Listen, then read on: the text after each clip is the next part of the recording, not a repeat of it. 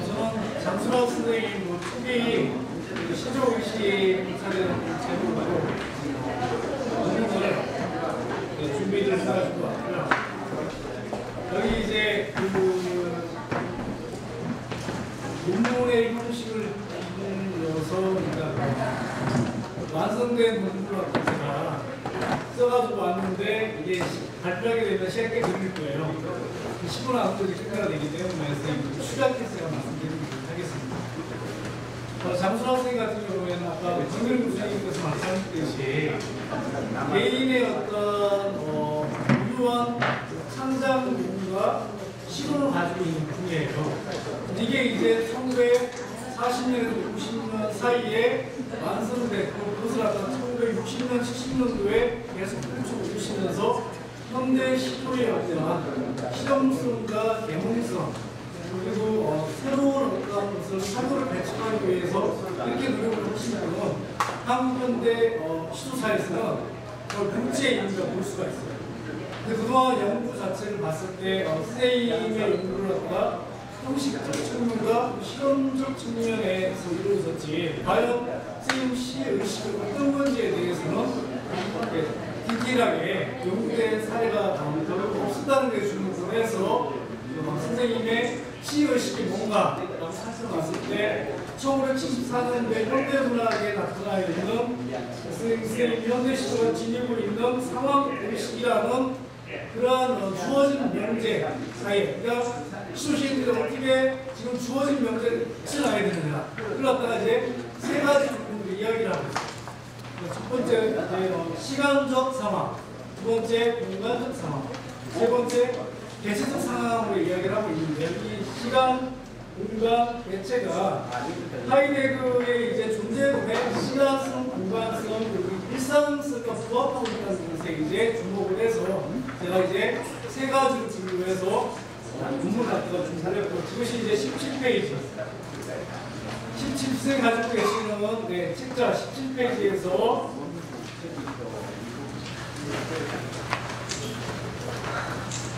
이제 27페이지까지 이제 제가 주목을 했는데요.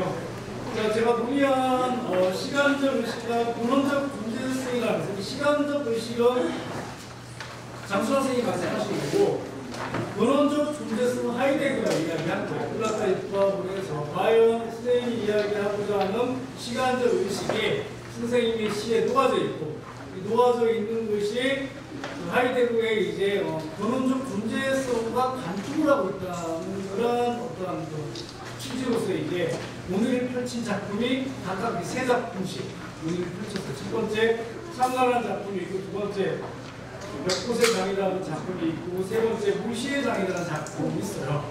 선생님들이 시간이 되실 때 읽어봐 주시면 좋겠어요. 저는 이런 부분만 원래 장의 이런 부분만 말씀드리자면은 20페이지 보시게 되면요. 선생님께서는 이제 자신이 속해 있는 현재라는 시간 속에서 20페이지 중반부에 있습니다. 현재라는 시간 속 과거도 아니고 미래도 아니고 현재라는 시간 속에서 역사를 호출해서 과거의 아픈 시간을 인식하게 한다는 거죠. 이렇게 함으로써 민족을 통해 화자의 근원성을 성찰하게 하고 현실이라는 시간과 전통의 뜻이 공존하는 의식분석의 의미 속에서 이제 가족성을 찾아내고 또 아버지 이름 속에서 현실에 대한 고유한 고유의 안상을 우주라는 전체성으로 확장시키면서 존재의 근원성을 탐하고 있다. 이렇게 첫 번째 칠가에서 보여줬고요. 두 번째 공간적 의식과 자연적 생명성에서는 23페이지 23페이지 그 밑에서 끝단락에 보시게 되면은 여기서 이제 특이한 점이 공간성으로 발휘가 되는데 우리가 살고 있는 공간이라는 세계를 둘러싸여 있는 그 공간 안에 뭐가 있느냐? 한국적인 게 있다는 거예요. 이 한국적인 것으로 시적 풍경을 채워나간다는 거죠. 그러면서 세계 내부에 어떤 공간과 그 공간의 의미를 그 안에서 발견하게 해준다는 거죠. 또한 이 시를 보시게 되면 공간이나 소재를 정할 때 선생님이 자신이 있을 경우 혹은 마땅히 있어야 하는 장소로 그 시가 획기되고 있다는 점이고요. 이를테면 이제 민족의 영산인 백두산, 금강산을 통해서 분열과 단절을 보이지만 마치 물방울이 모여서 금강에 물을 이루듯이 하나의 남과 북이 금강산과 통일을 갖다가 이루어야 된다. 라는 걸 갖다가 이제 구체적으로 이제 금강산이라든가 탁구강산이라든가 조선 팔도라든가 이런 걸 통해서 이제 우주의 순환성을 통해서 찾고 있다는 점입니다. 그리고 마지막으로 개체적인 의식과 일상적 공동체에서는 울타리 그리고 아까 주로 이제 언급되는 고무신 선생님들 보세요. 개체적 의식과 일상적 공동체에서 울타리라는 시가 울타리 선생님들이 상상하는 그대로예요. 북경이라는 울타리 안에 우리가 있다는 얘기예요. 하지만 남과 북이 갈라지기 때문에 이 공간은 우리가 마땅히 있어야 될 곳이면서 대신에 평화롭게 살아야 될 그런 그 공간을 갖다가 회귀하면서 그 어떤 시대 혼란성을 갖다가 울타리 안에 담아내고 있다. 그래서 일상적 공동체 같은 이야기를 하고 있다. 그 안에 이제 개체적인 어떤 개개인들이 모인 장소가 바로 울타리다. 그런 측면에서 25페이지에 이제 고무시다라는 시를 보시게 되면은 이 고무시다라는 시를 갖다 보시게 되더라도 앞서 논의한 이달근 선생님이라든가 박노 선생님의 논의를 이제 어떤 원학적이고 이제 시각적이고 이런 것을 차지하더라도 이 안에 보시게 되면 내부 안에 공간성에 초점이 맞춰져 있거든요. 이건 이제 개별 개체가 살고 있는 개체성의 공간성이라는 이야기를 하고 있다는 거죠. 이런 측면에서 봤을 때 27페이지 장순화 선생님의 시는 민족이 이루고 있는 여러 주체들이 연대해서 표시되고 있다는 거예요. 울타리 안에서는 그 안에 놓인 개별적인 개체들의 삶을 그리고 있고 울타리는 좁은 의미에서 마을의 경계를 뜻하지만 넓은 의미에서 나라의 국경을 뜻해요.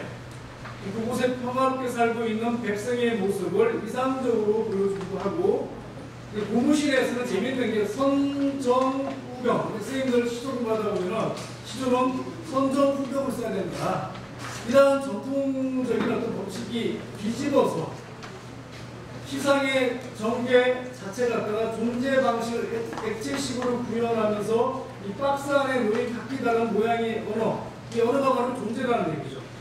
개별적 존재들이 그 안에서 하나의 개체로서 하지만 공동체로서 존재하고 있다는 걸 갖다가 나타내면서 그 마지막에 있는 제가 분석한 이런 단계라는 시에서도 역시 민족이라는 이름이 이 땅에 살고 있는 개체들의 실존을 갖다 잘 보여주면서 한 민족 안에서 개체가 겪어온 절망과 좌절의 역사도 구욕하고 있는 민족 공동체 의식이 바로 이 선생님의 시의식. 시의식이라는 아까 말씀드렸던 선생님이 상황들을 중요하게 생각해야 된다는데 이 상황들이 여기 시인의 시의식이고 이 시의식은 결국에는 하나의 시간성과 하나의 공간성, 하나의 개체성 이런 것들이 어우러지는데 이걸 갖다 간투하고 있는 철학적, 구속적 교구가 뭐냐 하이데거의 바로 시간과 공간과 그 일상이라는 어떤 존재론에서 이제 비추어 왔을 때 이런 것들이 해소가 되고 있다라는 점을 제가 분석을 했습니다. 20분 됐나요? 10분 됐나요? 여기서 있으면 마실까요?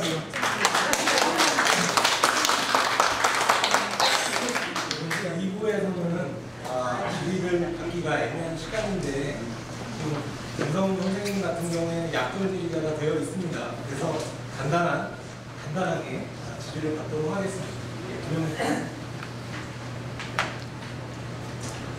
네, 이제 질문이라기보다는요, 제 의견을 피력하고 시인님한테 하는 질문이고요.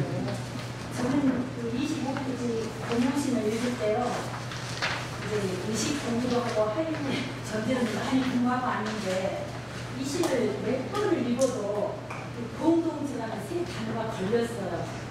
이건 가장 선정적이고 가족적이고 그 울타리라는 전시에서는 공동체가 이해가 되는데 이 세 가족이 이제 몇 개를 의미하는 공동체지만 그 하나의 그 시적 하다가 애트다, 아련함, 아픔 그런 것이 묘사되지 않았는가. 그래서 이 세 단어가 자꾸 걸려서 지금 무리하게 질문을 던졌습니다. 제 생각입니다. 저도 본인도 제 생각이었어요. 본인도 제 생각일 뿐이니까 제 의견에서 저는 이제 이래이러한 학생가 존재론에 있어가지고 일상성을 가지고 얘기를 하는 데 있어서 국민생 이렇게 얘기하더라. 국민생은 개체들이 모여있는 삶이다. 이 박스 안에는 이제 개체들의 모인 삶을 갖다가 이야기를 하는데 그건 바로 언어의 공동체라고 할 수 있다. 존재론으로 이야기해서 그런 거고 선생님 말씀도 이제 그 서정적인 관점에서 봤을 때 과연 이게 공동체로 볼 수 있느냐 그런 점은 논의하는 데 있어가지고 문제점 육가라고 생각합니다. 무슨 말이에요? 네. 발표하시고 질의하신 분들께 수고하셨다고 박수 한번 드립니다. 자, 이부에서는 쭉 학술 발표만 하지 않습니다. 서울에서 장시간 버스를 타고 오신 분들의 신앙송을 사이사이에 넣어서 진행을 하도록 하겠습니다. 강춘석 선생님.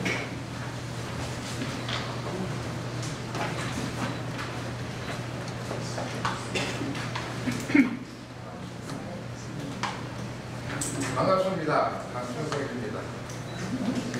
성북골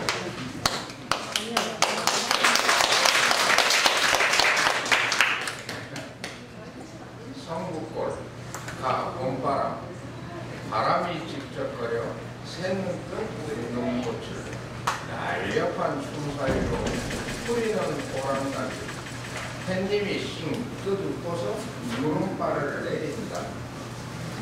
쟁기코 돌리면서 흘기거린 뽕밭에 입까지 새 틈으로 알신대는 우는난 버리고 꺽적거려도 떫은 맛은 가셨다. 보리반 매러 간다며 엿보인 비단 속옷 몇 가마나 더 떨겠다고 경농사를 망칠까. 옷자리 돌보다 말고 오중장군 짊어진다. 나 여린 꼴을 뜯으려고 해집은 동굴 속에 손탄 젖꼭지처럼 탱글탱글한 산딸기 타는 목 추리랬더니 새각시각 핀다. 새벌기 메고 나면 늘던 게 낮잠인데 풋나무 베어 널려 회비풀 저 들이랴 보리밥 찬물에 말아 장떡으로 데운 점심 아궁 속 알볼 꺼내 고깃불 넣는 김에 호박전 구워가며 술잔을 마주치고 멍석에 나란히 누워 아들아 나라나 갈거지 새참낸 광주리에 방비멜 억새꽃다발 밤가시로 태우겨 굿밤굿밤 해 떨고 안하게 종종 걸음을 죄어치는 난범이 메뚜기 말롱질에 잠자린 열불 났고 나락단 불토고는 황소에 늘어진 화풍 노을이 비운 하늘에 저녁연기 오른다. 핑그랑 딸랑딸랑 달구지 삐걱빼걱 어디 농소 또 이력 워워워 남폭불 밟아디디며 쑥쑥 크는 낯가리 라 설마시 햇집으로 이역엮어 지붕은 덮었으니 김장동 무구덩인 석주절이 씌우고 뗄나무 밭투 들이면 눈보라 치던 말이다. 감기고 뿔 못 들게 문풍지 덧바르고 가래떡 너비하니 손두부와 메밀고 쌀엿을 꼬아가다가 석감주를 떠낸다. 처마 밑에 꽃감 나락감에 묻은 홍시 조청과 치과탕정 하루엔 암 고구마 손주들 들이닥치면 뭘 먼저 먹이지? 여기까지입니다.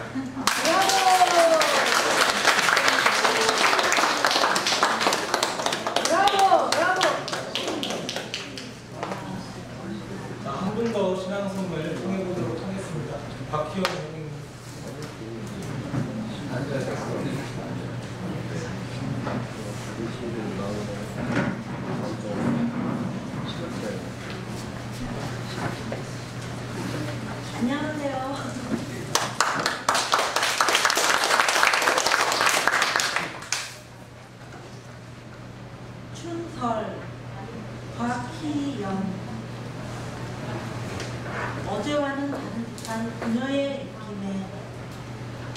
척박한 대지 위에 여린 새싹 인수연합 성급한 이내 마음은 양진역을 달리지. 누구도 알 수 없는 운명의 수레바퀴. 아무리 애를 쓰고 아무리 애를 써도 돌이킬 수 없는 걸까? 차라리 흙을 털고서 고개를 떨구네. 난 더 이상 떼쓰지 않아요. 바람 불면 불나가고 비 내리면 내리라죠. 오미와 마주 나갔다. 한 방울만 맞았어요. 감사합니다.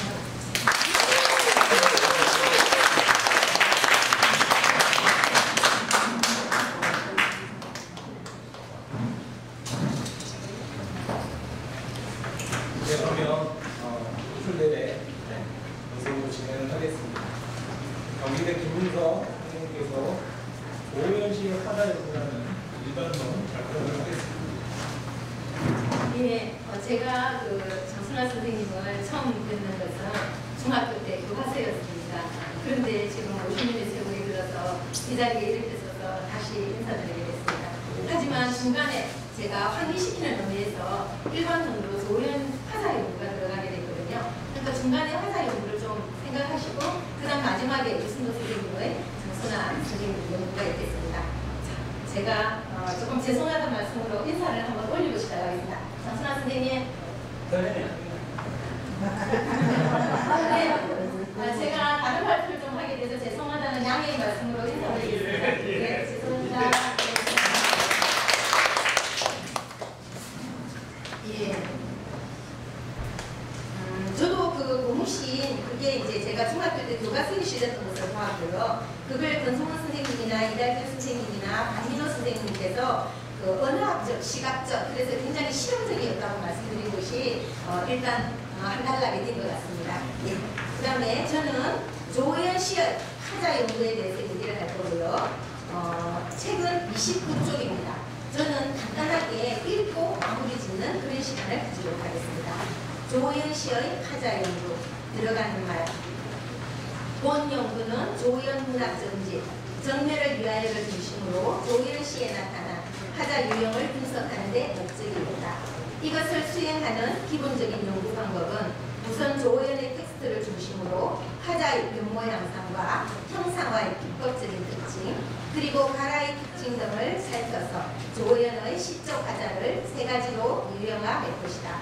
그동안 조호연의 시 연구는 빈토를 절감과 세간 사이에 놓기에 대부분 수록되어 있었으며 거주된 연구 내용들은 시 속에 내포되어 있는 불교 사상과 실험적인 시의 형식 그리고 다양한 담론들로 이루어져 있다.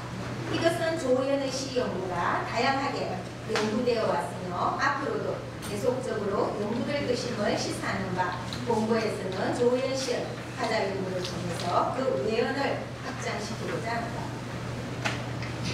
시적 화자 연구는 1976년 정재환에서 개념이 언급된 이후 1982년 김준호의 실론에서 보다 전문화되어 현재까지 활발히 이어지고 있다. 김준호는 시를 담화의 일종으로 보고 로만 야곱슨의 담화 이론에 따라 시의 전달 체계를 화자와 메시지와 청자의 수평적 관계로 파악했다. 장도준 시적 화자를 현상적 화자와 함축적 화자로 구분하고 화자 유형을 세부적으로 구분하고 있다. 즉 현상적 화자는 화면에 나타나는 화자로 현상적 주체로서의 화자, 시인의 시점을 한 화자, 허구적 객체로서의 화자가 존재한다고 보았고 함축적 화자는 표면에 나타나지 않는 화자적 기능을 수행한다고 했으며 다시 화자를 설명하면서 어조를 시 속의 화자가 독자나 시적 대상에 말하는 태도라고 정의하고 어조를 여러 가지 유형으로 분류하였다. 그리고 윤석사는 시적 화자에는 세 가지 기능이 있는데 첫 번째 기능은 작품 전체의 내용과 태도의 일관성을 분류하는 것이고 두 번째 기능은 작품을 시인의 개성으로부터 벗어나 객관성을 획득하도록 만드는 것이며 세 번째 기능은 어떤 관점 장점을 극대화하여 보여주는 것이라 하였다. 그래서 공고는 조희연 씨의 시적 화자의 유형과 양상을 연구하는데 김준호의 시론에서 정리한 담론 이론과 이지혁의 현대시 창작 강의에 내포된 것, 그리고 윤석산의 시적 화자의 기능을 기본으로 하고 장도준의 화자 구분을 중심으로 그 위치와 태도를 분류하여 연구하고자 한다. 2. 자승찰의 자전적 화자. 그래서 32쪽을 보겠습니다. 시적 화자가 표면에 드러나면서 자신의 경험을 발화하면 시인과 화자가 동일시된다. 이 유형은 시인 이꼴 화자와 화자의 관계가 성립되기 때문에 시인이 자신의 체험을 담아내기에 적절하다. 그래서 시인의 목소리는 고백적이고 회고적인 어조로 나타난다. 조희연의 시에 나타나는 자전적 화자는 시인 자신이 선성인가 달게 자아를 성찰해 나가는 방식으로 전개되는 것이다. 그래서 이를 한번 읽어보겠습니다. 나이는 12살, 이름은 행자. 한나절은 디딜 강아지고 한나절은 장작이고 때때로 숲에 숨었을 새 울음 듣는 일이었다. 그로부터 10년, 20년, 40년이 지난 오늘 산에 살면서 산도 못 보고 새 울음 소리는커녕 내 울음도 못 듣는다. 자, 이 1일 시에 나타나는 12살의 절간의 행자가 된 화자가 일상의 일들을 나이에 맞지 않게 힘에 붙이게 해놓고 있으니 눈에 그려집니다. 그러면서 무도이들도 함께 걸어왔음을 짐작할 수 있습니다.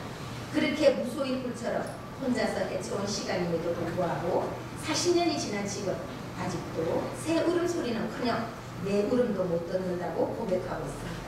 이것은 화자의 수행 정진에 대한 반성이기도 하고 앞으로 자신의 구도 정진에 대한 기회이기도 합니다. 자, 넘어가겠습니다. 34쪽을 펴보도록 하겠습니다. 그래서 제가 분석한 마지막 위에서 살펴본 바와 같이 일색가후 내가 나를 바라보니 제1중 나의 3등의 시편들은 시인의 시점을 한 화자로 대표되는 시편들로 시인의 정기적 사실과 밀접하게 관련되어 있음을 알 수 있습니다. 그 시편들에서 12살에 절에 들어가서 행자로 생활하면서 끝도 보이지 않는 극한의 수행 정진 끝에 깨달음에 이른 대선성의 과정과 또 시인으로서 살아가는 모습을 엿볼 수 있습니다. 다음은 세 번째, 시인을 대신해 말해주는 허구적 화자에 대해서 34쪽 밑에 잠깐 읽고 넘어가도록 하겠습니다. 허구적 화자 유형은 시인 자신의 실제 인격과 구별되는 창조된 인물이 발현하는 것이다.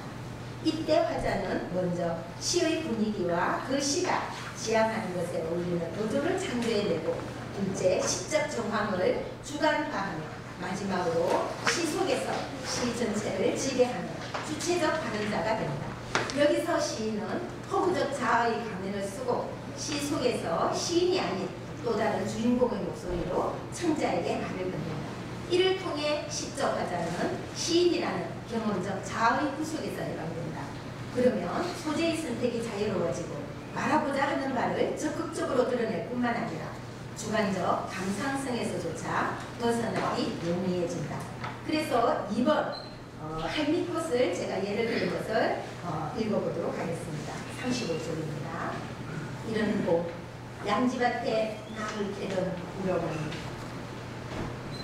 곱다시 다듬어도 그건 머리 희시오니 이제는 한 줄기도 서로로 잠드시고 이 봄 다 가도록 기다림에 지친 삶은 삼삼이 눈 감으면 떠오르는 빙의 양지 그 모종 잊었던 날이 허리 굽은 꽃이요 하늘 아래 손을 모아 시야처럼 가득하나 긴긴 날 배고픈 듯 그게 무엇입니까? 정막산 돌아온 봄을 고개 숙는 할미꽃. 자, 36쪽 보면 이라고 나와 있는 부분을 읽어보도록 하겠습니다.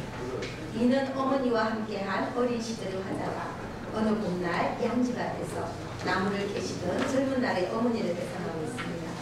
그렇게 고운 자태는 가난으로 늙어갔고 결국 저승으로 돌아가셨습니다. 그 어머니는 자신의 무덤가에서 흰머리를 한 할미꽃으로 환생하여 화자 앞에 털이 굵고 머리 숙인 꽃으로 피어났습니다. 화자는 할미꽃에게 묻습니다. 긴긴 날 배고픈들 그게 무슨 죄입니까요? 하지만 할미꽃은 자식과 헤어진 고통을 그저 고개 숙여 내보이고 있을 뿐 말이 없습니다. 자, 그래서 두 번째 그 마지막을 제가 정리하는 것을 37쪽 위에 책을 읽어보겠습니다. 위의 시를 종면사 그리고 봄, 행하는 시적 화자가 객관적 상명대 면면을 조사해서 자신과 그의 동일성으로 분석해 나가고 있다. 어머니의 삶을 감정으로 휘날리게 하여 그 삶이 결코 초라하지 않게 하였고 할미꽃으로 되돌아온 어머니께 어린 날 들어오지 못한 이야기들을 묻고 그리고 찬란한 봄날의 봄빛에서 자신의 어린 시절의 상처를 들여다보고 아직도 아물지 않는 가슴 속의 상처를 몸으로 남겨둡니다. 아무도 자신을 돌봐주지 않아도 일동밭에서 둥글며 자라난 자신의 청년이 되었을 때 비로소 자신이 개살구 나무가 아닌 피 붉을 줄 아는 앵화였으나 자신의 정체성을 찾아가는 것에서 시인을 대신해서 말하는 허구적 화자는 결국은 시인 자신의 목소리가 내재되어 있음을 알 수 있습니다. 마지막으로 네 번째, 삶의 인식을 드러내는 약자의 목소리의 함축적 자아에 대해서 하고 결론을 짓는 그런 시간을 갖겠습니다. 37쪽을 보도록 하겠습니다. 한축 화자의 유형은 시적 화자는 표면에 드러나지 않고 객관적인 거리를 유지하는 감정 개입이 없는 것이 특징입니다. 그리하여 시인이 객관적인 위치에 놓이게 되어 최대한 자신의 감정을 배제한 채 어떤 대상을 관찰하듯이 서술합니다.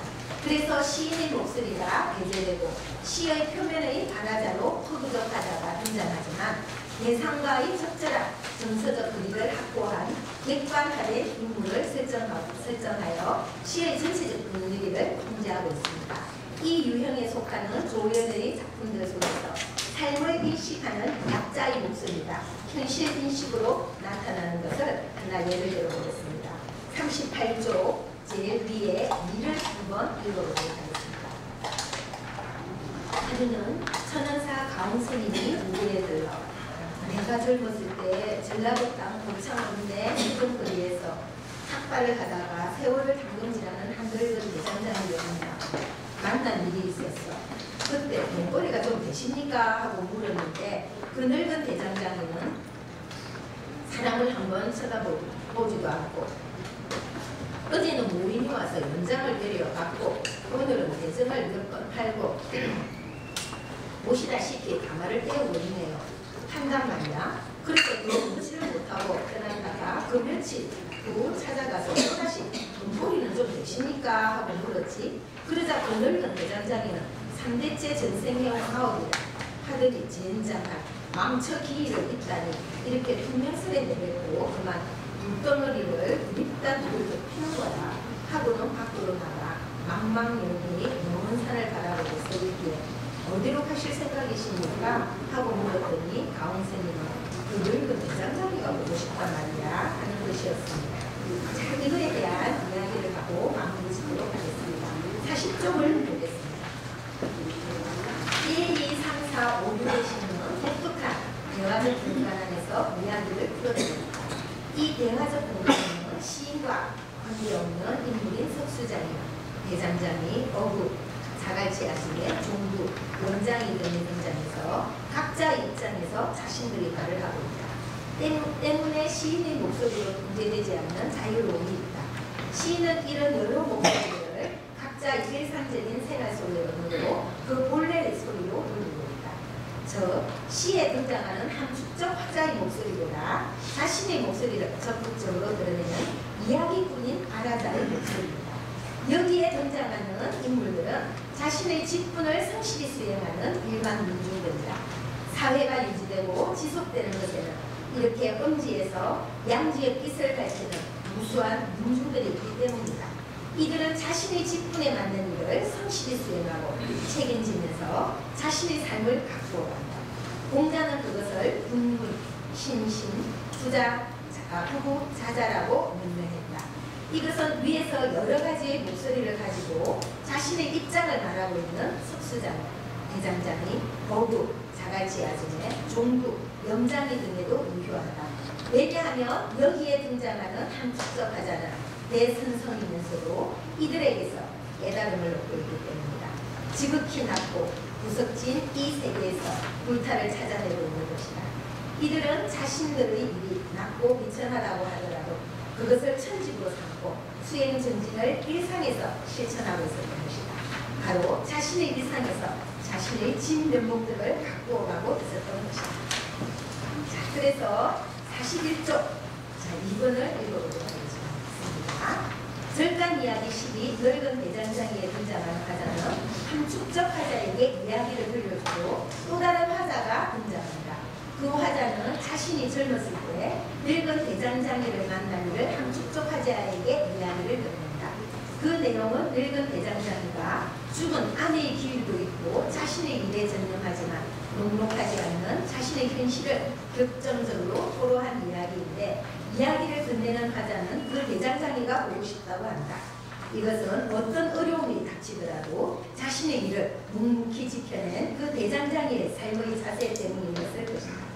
이야기를 들려주는 화자도 자신의 한평생을 수행 정진한 선성의 존재, 그렇게 치열하게 살아낸 그 대장장이에게서 자신과 다르지 않는 치열한 우도의 정신을 깨달았음을 알 수 있다.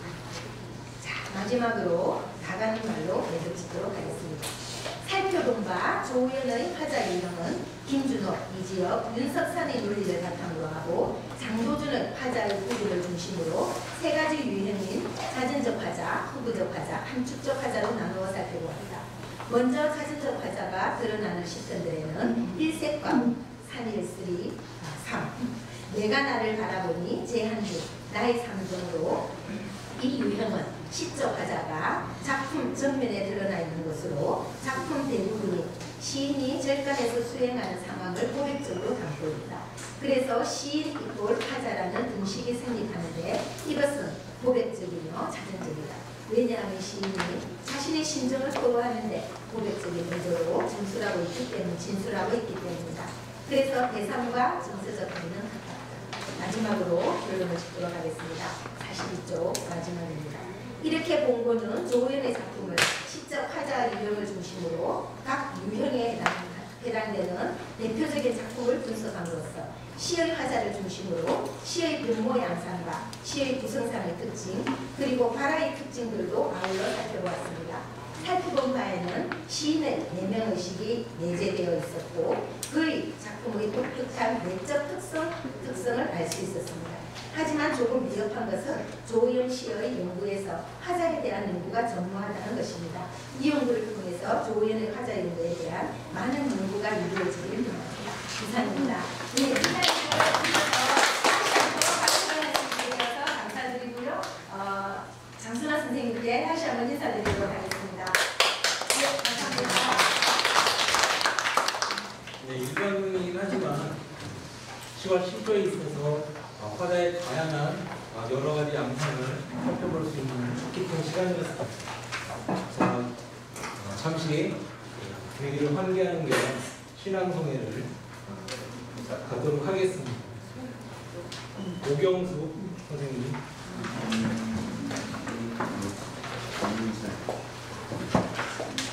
오경수 선생님께서 64페이지에 있는 마지막 분위기에 육계라는 시를 낭송해 주시겠습니다.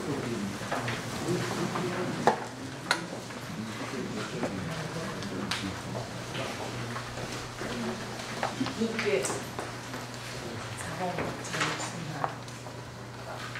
뭔가 잊지 싶은 구수절 이른 아침에 신선한 한 젊은이 모자 벗어 손에 들고 한 발짝 물러선 곳에 다 수북한 새색시 그들은 의무스레 날 넌지시 건너다보고 나는 벌써 요란한 듯 가벼이 정들었다. 그렇지 까치 저고리적 그전부터의 친구들 하여 내 하늘 한기에 둥지 틀고 두세 마리 새끼 쳐서 요람 위에 얹어두고 신전난 젊은 것들은 죽지 실세 없구나. 이제 저 어린 것들 제 놈으로 날려보내고 저것들도 머리 세어 제 곳으로 돌아가면 난 다시 대문 앞에서 서성이고 있겠지.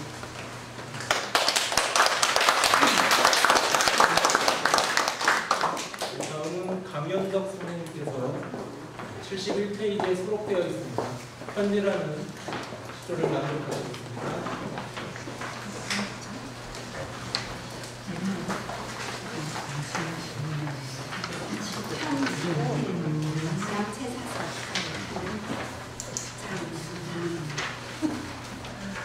김윤승 없이는 한 발짝도 못 오르던 헛을 푸른 시절에 일했다. 수학 여행자를 이끌고 동지에 갔다가 아차! 지갑을 들고 돌아와 난감해 하던 어느 날 발시린 안 적힌 편지 한 통을 받았다. 공책을 푹 찢어서 몽당 연필 침 묻혀가며 휘가르게 쓴 사연. 직원이라 미안하게 되었습니다. 널리 양해하시고 다음부터는 조심하세요. 봉투를 거꾸로 터니 동인증이 톡 떨어졌다.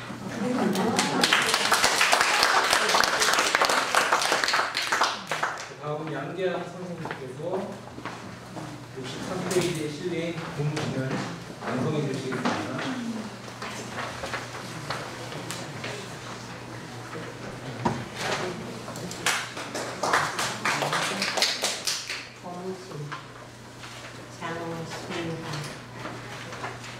윤보라 비켜나는 전등 가도 겉득 차창으로 서쳐가는 운전은 왼딴집 손돌에 놓인 하나 둘 세 켤레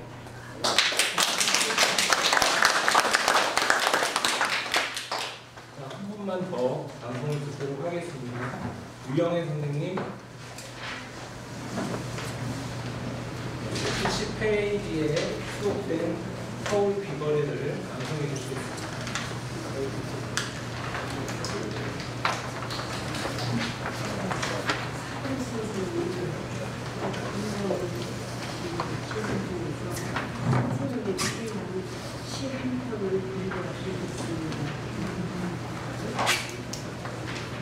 서울 귀설에 사본 장순 터 닦은 길 물빼는 식소리 참으로 너무도 노쇠하고 너무도 비대하여 서울은 제 몸조차도 추스릴 수 없구나. 산 쓰레기, 죽은 쓰레기, 굶어 사막에서 미운정, 고운정에 경구여운 쉰나무에 저녁놀 철새들 따라 이젠 돌아가야지. 흥내는 초가집은 밭동풀도 기계하고 장독대 맨들한 옆집을 뜨게 호롱불 꿈결 곁에서 속에서 서툰 시도 받은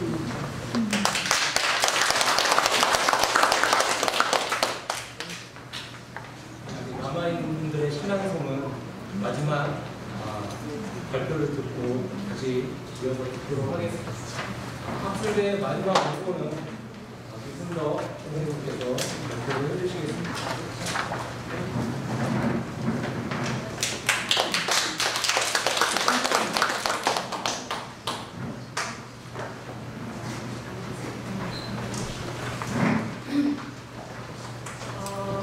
먼저 사고 선생님께서 하니까 너무 떨려요, 사실은. 근데 제가 사고 선생님의 작품을 지난 겨울 방학 때 시작했는데요. 굉장히 폭이 넓고 굉장히 어려운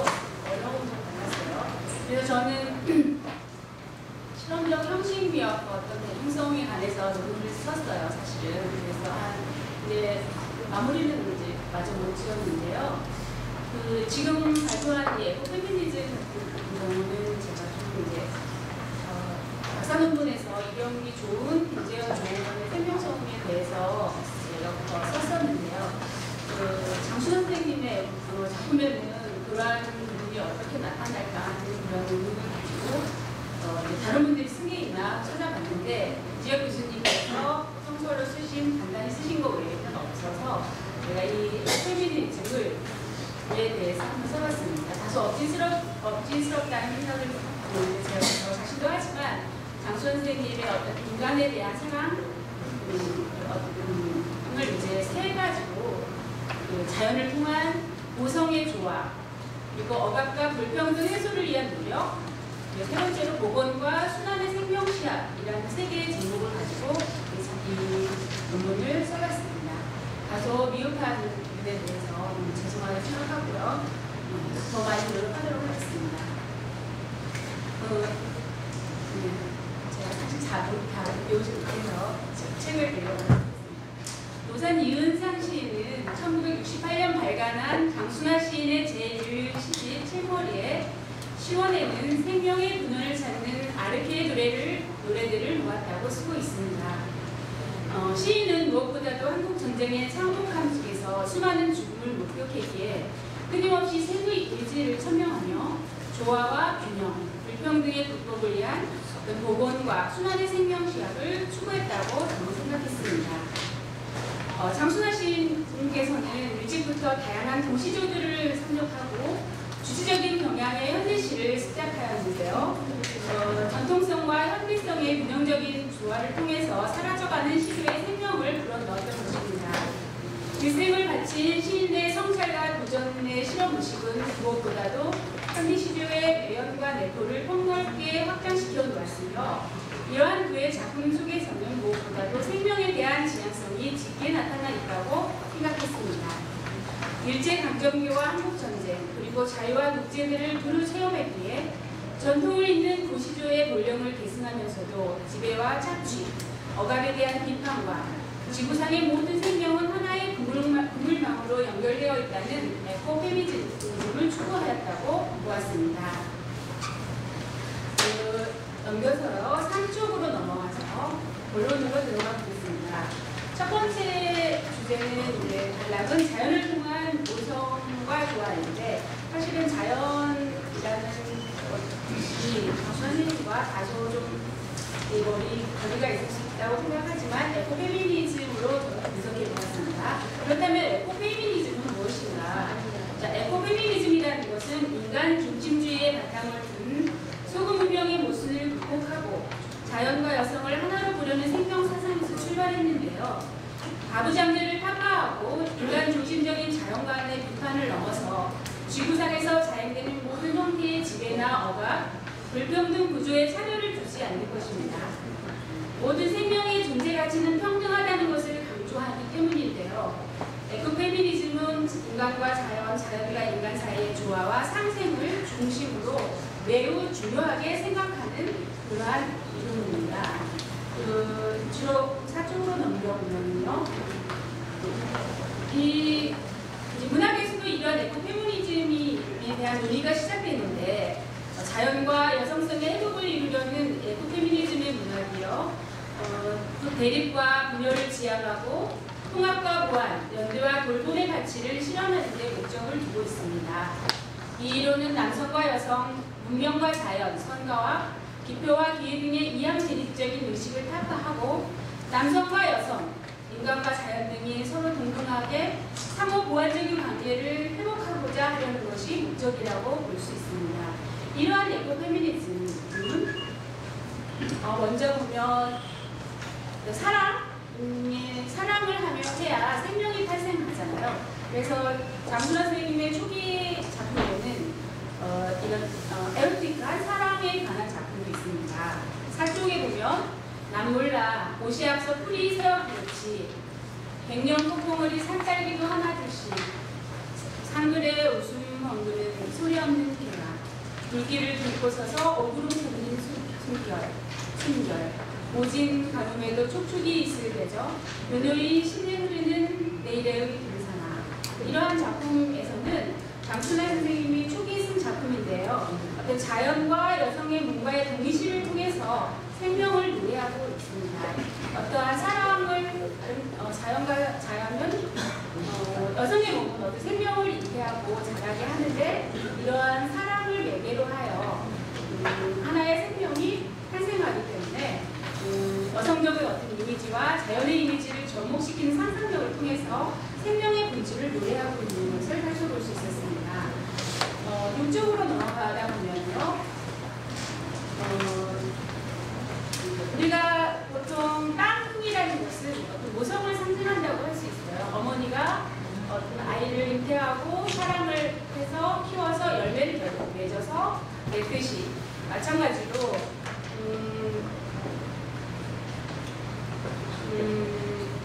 벽꽃의 장이라는 작품에서도 보면요.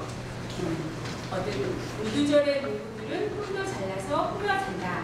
환히 트인 들은 머리고기에 그만두고 젊으신 어머니 모습 저만큼 황새하나. 안개는 도드라의 후기 사이로 피고 아늑한 품 안에서 오려 튀는 첫냄새.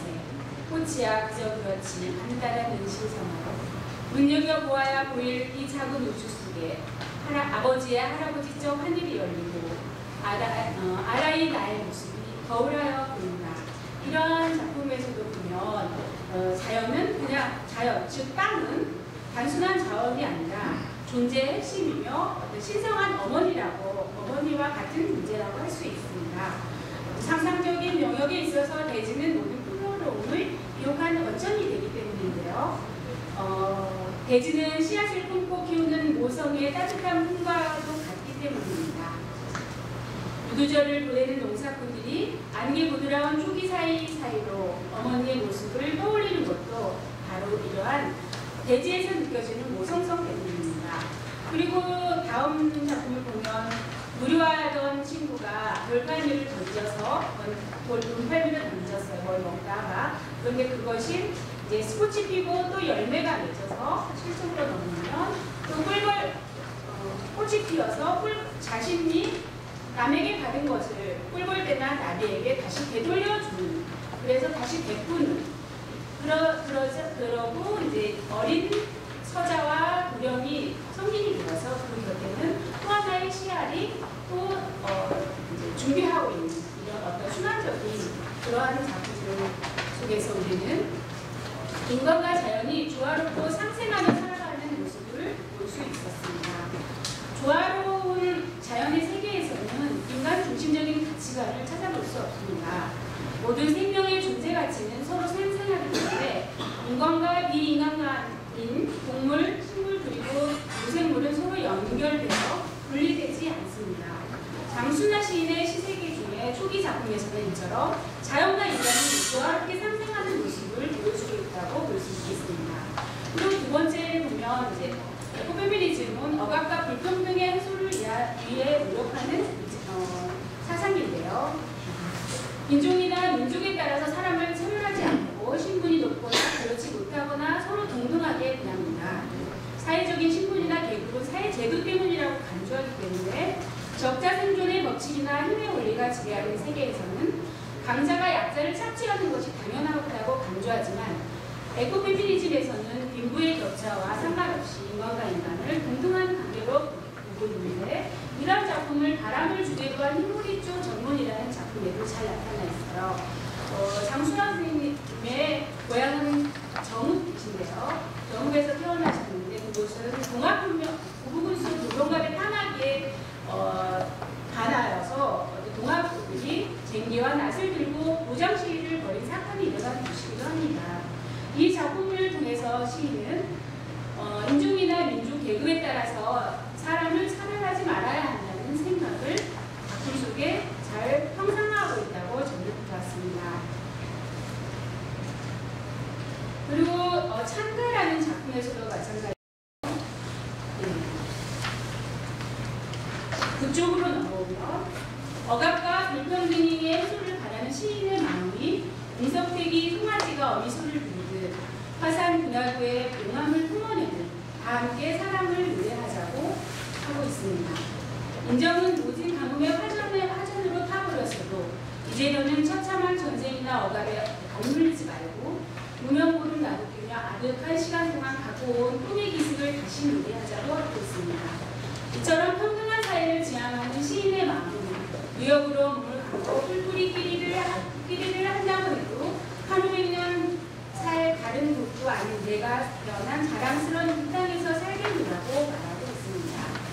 인간과 자연에 대한 억압과 착취가 계속되었음에도 시인이 자랑스러운 여기를 작품으로 형상화한 것은 생명 존중과 평화를 사랑하는 에코페미니즘 때문인 것으로 보았습니다. 그 다음 작품에도 마찬가지로 직체만한 중탱크를 위해 유신 한벌이 공포된 날이었는데요. 시인은 그걸 보는 게 아니라 그 탱크 위에 앉아있는 잠자리 한 마리가 아주 탐나롭게 쉬고 있는 모습을 보면서 평화를 지향하는 모습으로, 그리고 그 밑에 시축에 몇 번 이름들이라는 작품을 보면 70년 동안 저쪽의 사람들을 아직까지 그리워하는 그러한 고향 상실의 절망감을 이 작품에도 나타내고 있었습니다. 11쪽으로 넘어오면요. 내리라는 작품이 있는데요. 이 작품도 비천하고 세상에서 타자로 인정받아진 사람들에 대해서, 즉 영하 10몇 도의 추운 날씨에 밥을 굶어야 하는 타자들, 그들은 호주머니 속 종이 쪽지를 보면 국수와 계란 등으로 식사를 대용한 흔적이 오롯이 남아있는 그런 사람들을 보면서 시인은 세상은 현실을 구조적으로 위대하여 서로를 적으로 간주하는 세계가 아니라, 즉 대리의 세상이 아닌 사랑과 연민으로 유지되는 에코페미니즘이 통용되는 세상을 작품에 형상화하였습니다. 에코페미니즘은 억압과 불평등의 해소를 위해서라면 어떠한 사상과 운동과도 기꺼이 함께하는 사상이기 때문입니다. 그리고 세 번째로는 도공과 순환의 생명지향이라고 저는 보는데요. 12쪽으로 넘어가면 묵정밭 일국이라는 작품에서 화자는 오래도록 버려두었던 폐허가 된 묵정밭을 다시 일구고 있습니다. 그 밭을 일구어 새로운 생명이 잉태되기 위해서는 낫을 갈아 덤불을 치고 켜켜이 쌓인 돌자갈을 골라내는 일도 반복해야 합니다. 지난 시간을 돌아가며 밭을 일구는 화자의 마음은 조명돌처럼 불기만 하지만 화자는 이제 폐허의 자리를 복원하는 일을 멈추지 않고 있습니다. 마찬가지로 질경이라는 작품도 마찬가지로 오솔길 신장로에 뛰어 무수한 사람들이 밟아도 다시 일어서는 질경이는 모두가 다 떠나고 홀로 꿋꿋이 살아남는 이 질경이는 전방에 허름하게 태어난 자신의 운명을 탓하지 않습니다. 그는 마치 가부장제 사이에서 버려져 9년간 시집살이를 하면서 7 아들을 낳고 돌아와 부모를 되살리고 보조신이 되었던 가리배기처럼 아무리 극심한 시련이 있어도 스스로를 이겨 생명을 복원하는 일을 멈추지 않고 있습니다. 하늘 땅이 바뀌어도 가꾸고 또 가꾸어 마침내 둥글게 꽃잎을 피우는 이 식물. 아침에 부신 햇살에 반짝이는 끝의 구슬처럼 생명을 이어갑니다. 이러한 생명의 복원 능력을 바라보는 시인의 에코페미니즘의 시선에서는 전방에 대한 타자들에 대한 따뜻한 생명의식을 느껴볼 수 있었습니다. 마찬가지로 점적과 탄생이라는 작품도 소멸과 탄생에 대해서 쓰고 있는데요. 15쪽으로 가보면 지금 첫 번째 작품에서 화자는 몸이 아파서 병상에 누워 있습니다. 화자는 빼부쟁이가 밤마다 이슬방울로 몸을 추리며 일어서는 모습을 떠올리며 그 모습이 마치 병상에 누운 자신이 한 방울씩 떨어지는 맑은 조사에로 목숨을 잃는 것과 비슷하다고 생각합니다. 한복이 들풀처럼 하늘로 핏줄 타고 내리는 조사액을 보며 화자는 생명의 소멸에 관해 생각하지만 다른 한편으로는 한복이 들풀에 강인한 생명력을 떠올리며 생명의 탄생을 말하고 있습니다. 두 번째 작품에서도 마찬가지로 엄마의 젖을 먹고 자라는 아기의 모습에서 인간의 자유로움과 내심 걱정이 없는 평온함을 보는데, 그러면서 인간 존재의 시원을 떠올리고 있습니다. 인간체로 꿈을 담그는 아기의 모습을 어쩌면 화자가 꿈꾸는 바닥 꿈만 싶은 것이기 때문일 것이라 생각하였습니다. 그리고 다음 작품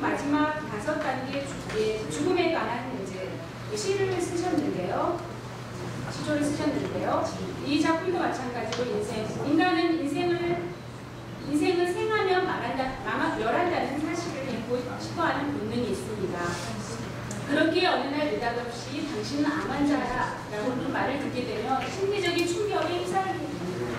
그리고는 이내 타협 불가로 인한 우울증, 그 다음에 죽음을 정면적으로 의시하게 되고, 그 다음에는 편안한 체념의 순서를 밟게 되는데요. 마침내 인간은 죽을 수밖에 없는 존재라는 사실을 인정하게 된다는 것입니다. 이 다음으로 우주 여행이라는 작품을 보면 시인이 소멸과 생성에 대한 생명을 노래하는 그 작품을 볼 수 있는데, 우주는 집이라는 인식을 하게 됩니다. 이 시인적 화자는 작품 들풀의 생명에서도 우주의 이치를 읽어내고 있고요. 우주는 공간이니 집의 공간과 같은 곳이고, 주는 시간이니 먹고 자고 일하기, 사랑하기라고 하고 있습니다. 생록 역사나 생성과 변화 등의 모습 등이 다양한 무늬로 짜여지는 것이라 보기에 죽음마저도 이웃집 마을 가득 우주 여행을 떠나는 거라는 복원과 순환의 생명시학을 시인은 지향하고 있었습니다. 마지막 작품을 보면 사금수계라는 작품인데요. 그 부분을 보면 나는 보았네. 그 쭈그러진 몰골 속에 한두 알 숨죽인 씨앗 미래에 있습니다. 이처럼 생명이란 식물과 동물의 생산만이 아닌 탄생과 성장, 종의 번식과 개체의 죽음이라는 일련의 과정을 일컫는데요. 생명은 의식처럼 새로운 세계로의 비약을 꿈꾸며 변화하고 또 성숙하고 소멸하고 탄생합니다. 그렇기에 시적 화자는 가지가시 끝에 하늘다리가 매달리는 모습을 보기도 하고 쭈그러진 몰골 속에 숨죽인 씨앗을 들여다보기도 합니다. 지금은 마치 쓸모없는 쭈그러진 모습이지만 그 속에는 생명을 잉태한 씨앗이 있기 때문입니다. 작품 폭포에 울고 있는 한편 햇살맞이 일색한 계절이지만 생명은 영원한 복원과 순환을 꿈꾸고 있는 것입니다. 이처럼 지금까지 장순화 시인의 시조에 나타난 에코페미니즘을 살펴보았습니다. 평등하고 어떤 조화 균형 그리고 복원과 순환의 생명시학을 꿈꾸는 장순화 시인은 초기에는 자연을 통한 모성과 조화에 대해서, 그 다음에는 두 번째로는 억압과 불평등이 없는 평등한 사회를 추구하였고, 세 번째로는 복원과 순환의 생명시학을 추구하였습니다. 폐허가 된 묵정밭을 다시 읽으며 지난 시간을 돌아보는 시인의 모습을 살펴볼 수 있었습니다. 여성이 임대와 출산을 하고 양육을 하듯 가부장적 남성 지배치자가 암기 목숨을 짓밟아도 생명 복원을 멈추지 않는 바리새기처럼 있음은 없으며 없음은 있음이 없습니다. 있음과 없음의 차이는 다만 말만 다를 뿐이라고 말하며 생명 복원을 멈추지 않습니다.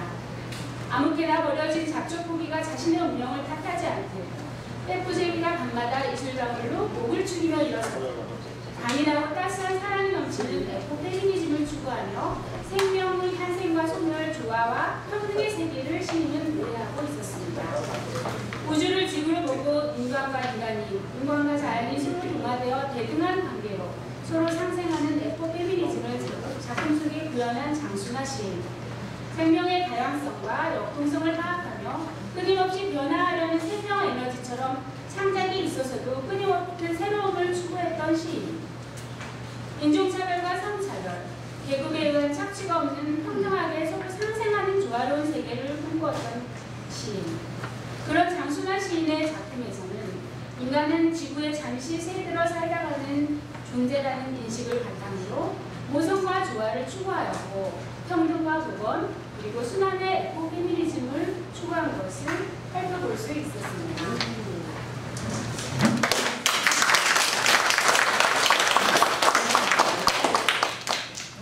유승석 선생님을 마지막으로 학생들의 발표는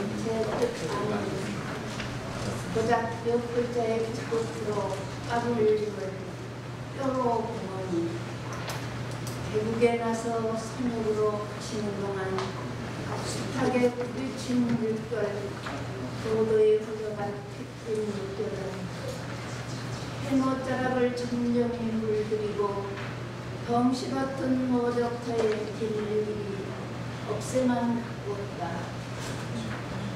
목소리 탐놈새라 조신한 이 땅의 안악으로 시원히 가락 흔들다 쓰려한 어버이와 지화비와 그 아들이 입근을 사이로만 날아온 잿빛 상인들이 이제 마지막 한 줄 사고를 보태고 더 큰 화재의 날개를 젓도록 한마디도 없었건만 백줄의 주절이 열린 7 남매 그중 앞서 빈 한 칸에 한 번이 그여있거뇨 단 하나 당신의 뜻.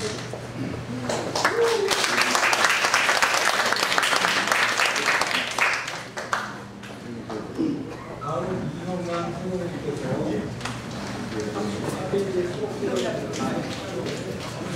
선생님 앞에서 선생님의 시를 낭송하는 것이 가르치는데 가르쳐서 다시 들어오셨어요. 다시 들어오셔서.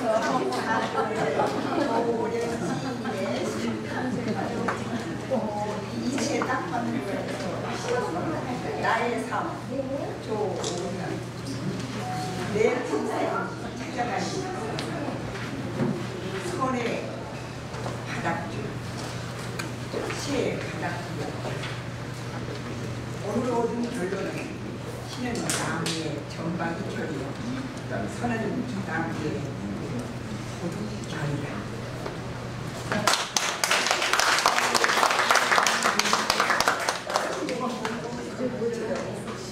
마지막으로 조현상 선생님께서 다시 노스트라다무스 진행을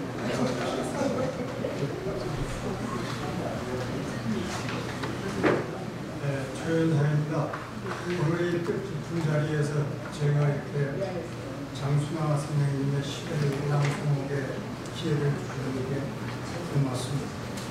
장순아 선생님의 좋은 장수를 기원하겠습니다.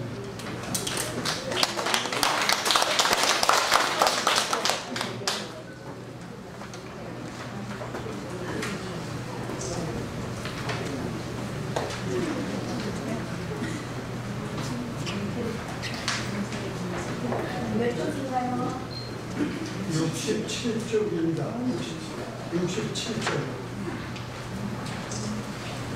다시 노스트라다무스의 장순하, 낭송 조현상. 일찍이 사만각적 빛나는 도처 그늘에서 저자 이루던 우람한 소설대문, 찬바람이 여닫는 중문, 인기처 없는 사랑채 돌아들면 등골 시린 단채 별채, 거기 거미줄 친 골방에 큰 기침하던 새님, 모가지 화석으로 부르고 문 앞에 무릎하고 서서 분부 기다리던 식객이 그 모가지 얼른 주워들고 거리로 나섰을 때 9시 방향에선가 종소리가 자지러졌다.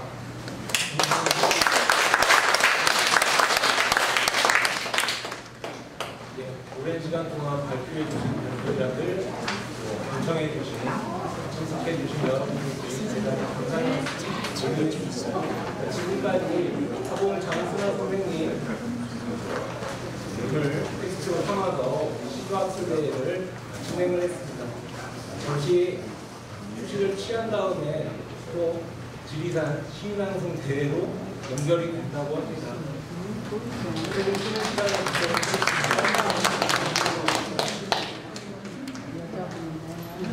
반갑습니다. 이 먼 지리산 설악에 오직 사봉 시조를 위하여 찾아오신 여러 선생님들께 정말 감사드립니다. 이제 막 사봉 시조 학술대회를 마쳤고 지금 사봉 시조 낭송회를 개최하게 되었습니다. 정말 이 사봉 시조를 낭송하기 위해서 찾아오신 신낭송가 선생님들께 다시 한번 감사드립니다. 네. 이 지리산 자락 지금 조촐한 시조 잔치지만 오늘 아름다운 이 녹음 속에서 잠시나마 사동 시조에 젖어 잘 돌아가시기를 바라겠습니다. 감사합니다. 최은하 박사님으로부터 지리산 문학관이 엄청난 지원을 받고 있었으며 앞으로 계속 지원해 주실 거라고 믿습니다. 큰 박수를